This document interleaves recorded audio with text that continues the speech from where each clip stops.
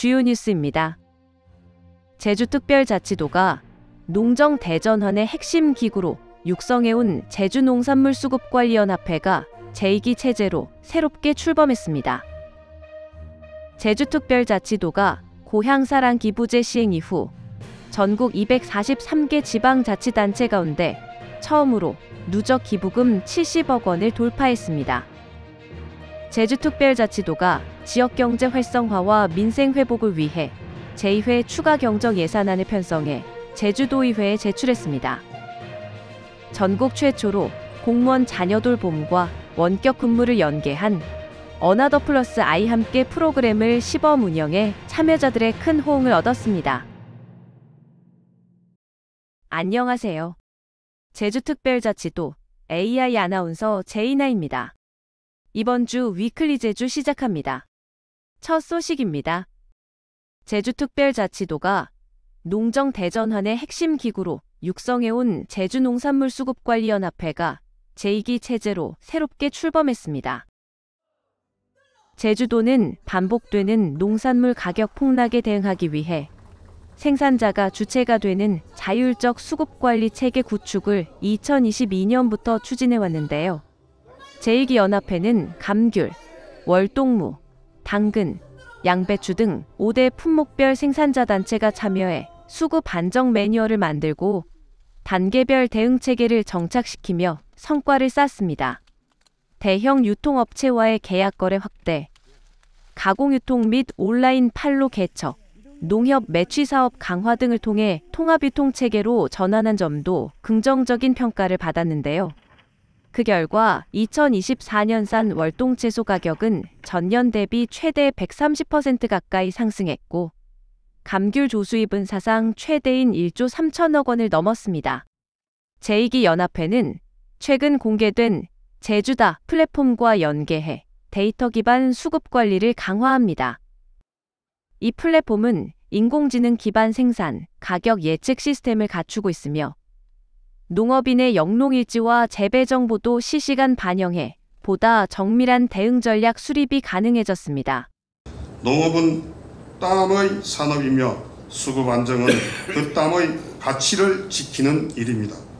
단기적 성과에 연연하지 않고 장기적 비전 속에서 농업인과 행정, 유통, 소비자가 함께 신뢰할 수 있는 수급관리 모델을 반드시 실현하겠습니다.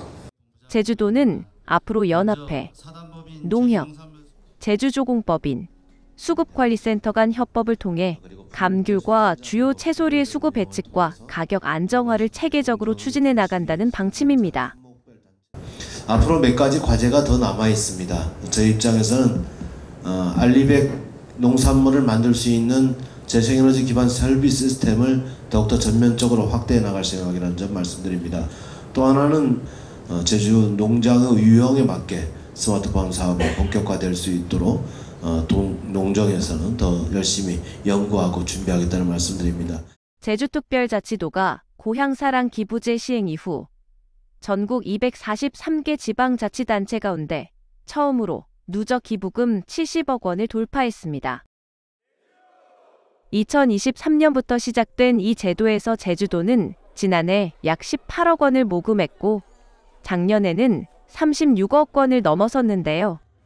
올해 7월 24일 기준 모금액은 15억 8천만 원에 달하며 누적 총액은 70억 원을 기록했습니다.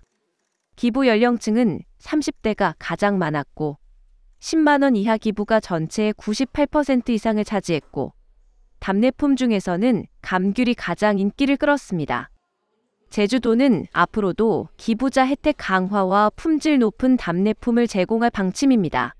2년 7개월 만에 제주 고향사랑 기부금이 70억 원을 돌파할 수 있었던 것은 제주를 사랑하는 많은 국민들 덕분이라고 생각합니다. 소중한 기부금을 제주의 지속가능한 발전과 가치 보존을 위해 사용하도록 하겠습니다. 제주특별자치도가 지역경제 활성화와 민생 회복을 위해 3,933억 원 규모의 제2회 추가 경정 예산안을 편성해 제주도의회에 제출했습니다. 올해 제주도의 총 예산은 8조 1,910억 원으로 이번 추경안을 민생 안정과 지역 경제 회복에 초점을 맞춰 편성했는데요.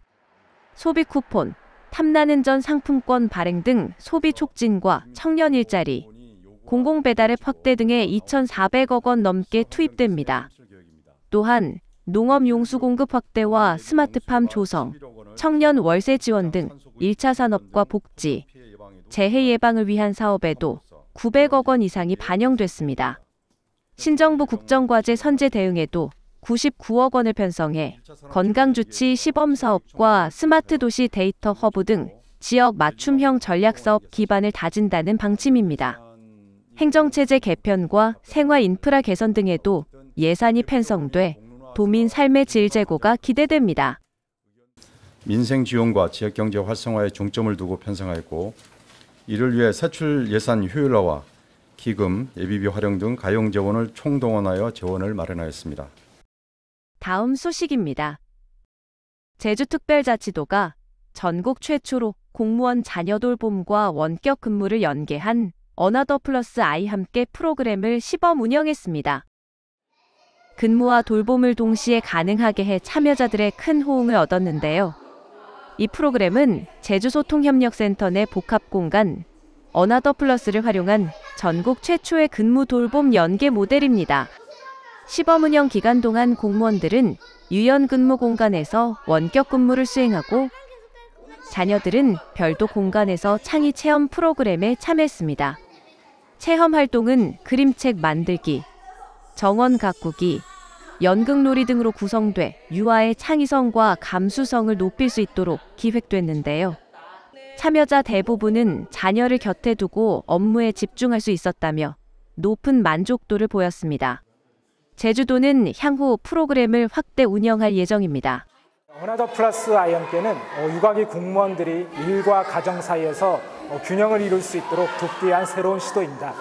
이번 시범 운영을 통해 이런 노력이 이제 공공 영역을 넘어 민간과 지역 사회로까지 확산되기를 기대를 하고 있습니다. 저출산과 돌봄 문제 해결에 있어서 하나의 좋은 모델이 될 수 있기를 바랍니다. 정부 공공배달앱 소비 쿠폰 지원 사업이 지난 25일부터 조건이 완화되면서 도민들의 소비 혜택이 더욱 커졌습니다. 지급 횟수 제한도 완화되면서 먹개비를 통해 2만 원 이상 2회 주문 시 만 원 상당의 소비 쿠폰이 자동 지급되는데요. 제주도는 여름철 배달 수요 증가 시기에 맞춰 이번 조치가 외식업계 매출 증대와 지역 소비 진작에 실질적인 도움이 될 것으로 기대하고 있습니다. 한편 제주도가 자체 추진하던 배달비 지원 사업은 예산 소진으로 중단된 상태인데요. 도는 추가 예산을 확보하고 사업 재개를 통해 도민 체감 혜택 확대에 최선을 다할 방침입니다. 제주특별자치도가 민생 소비 쿠폰의 적극적인 활용을 유도하기 위해 전통시장 등 현장에서의 홍보와 점검 활동을 강화하고 있습니다. 제주도는 소비 부진으로 어려움을 겪는 소상공인과 자영업자의 매출 회복을 위해 민생 소비 쿠폰 사용 활성화 대책을 추진하고 있는데요. 오영훈 지사는 이날 보성시장과 일도 이동 주민센터를 찾아 소비 쿠폰 사용 현황을 점검하고 현장 관계자들을 격려했습니다. 직접 소비 쿠폰으로 격려물품을 구입해 노숙인 재활시설에 전달하는 한편 도민들에게는 소비 활성화를 위한 적극적인 쿠폰 이용을 당부했는데요.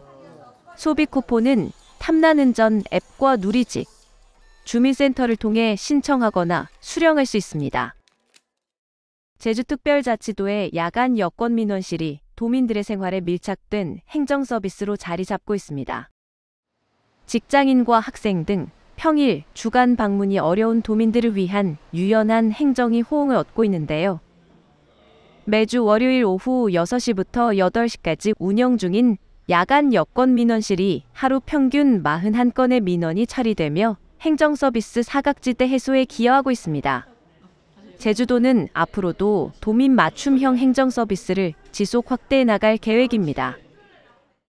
지금까지 위클리 제주였습니다. 시청해주셔서 감사합니다.